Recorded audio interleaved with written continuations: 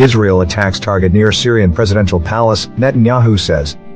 Israel attacked a target near the presidential palace in the Syrian capital Damascus, Israeli Prime Minister Benjamin Netanyahu said early on Friday, reiterating his vow to protect members of the Druze community.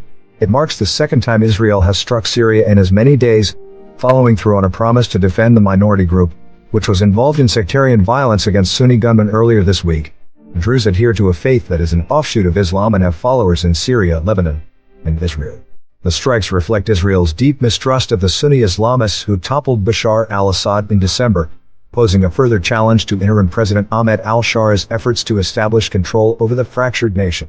And quote, Israel struck last night near the presidential palace in Damascus, end quote, Netanyahu said in a joint statement with Defense Minister Israel Katz.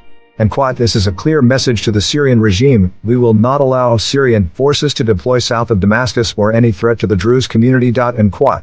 The Israeli military said in a statement it struck, end quote, adjacent to the area of the palace of Ahmed Hussein al-Shara in Damascus, without specifying the target. There was no immediate comment from Syria's authorities. Announcing ties to the group in 2016, has repeatedly vowed to govern Syria in an inclusive way.